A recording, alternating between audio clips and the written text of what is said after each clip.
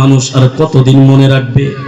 এভাবে 1, 2, 3 মাস চলে যাওয়ার পর একজন মানুষ ভুলে গেল।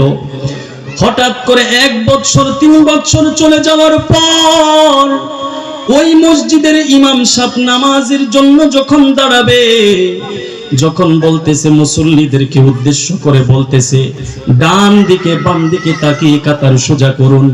হঠাৎ করে দেখেন ওই 3 বছরের হারানো যুবক আজকে মসজিদের প্রথম কাতারে দেখা যায়।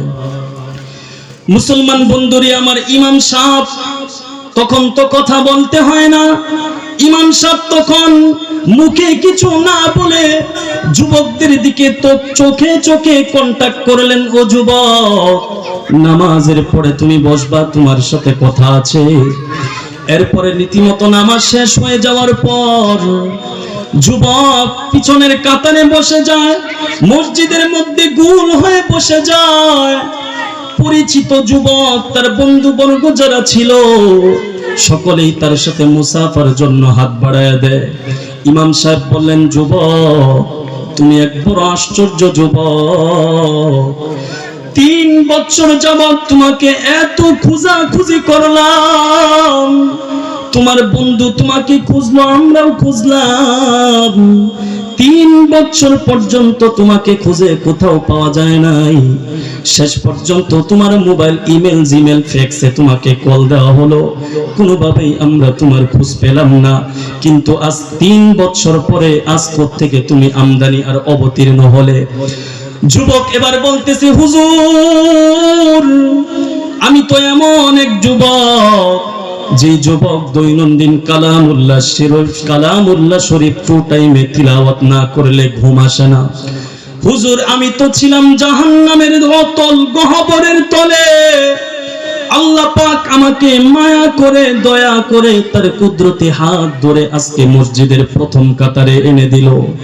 ও মুসলমান, হুজুর এই কথা শোনার পর ও বললেন, যুবক, তোমার ঘটনা তুমি খুলে বলো।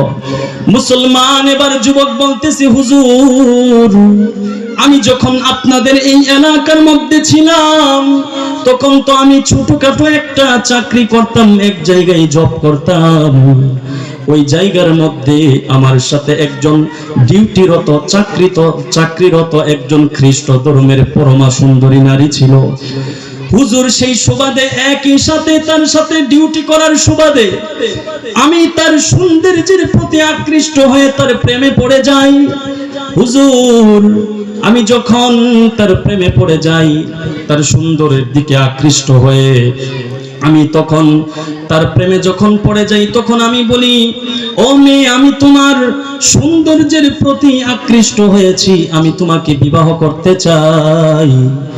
মুসলমান যুবক এবার বলে, হুজুর, যখন ওই মেয়েটাকে আমি সরাসরি বিবাহের প্রস্তাব দিলাম, মেয়েটি বলল, যুবক, আমি তোমাকে পরিষ্কার ভাবে জানিয়ে দেই, আমার সাথে বললে কোনো লাভ হবে না। যদি সত্যিকার অর্থে তুমি আমাকে ভালোবাসো, তাহলে এই বিষয়টা নিয়ে আমার মা বাবার সাথে ডিসকাস করতে হবে। আমার সাথে বললে কোনো লাভ হবে না, আমার গার্ডিয়ানের সাথে পরামর্শ করতে হবে। এবার যুবক বললেন, হুজুর, আমি এতটাই তার প্রতি আকৃষ্ট ছিলাম, আমি যে মুসলমান সেটাও আমি ভুলে গিয়েছি।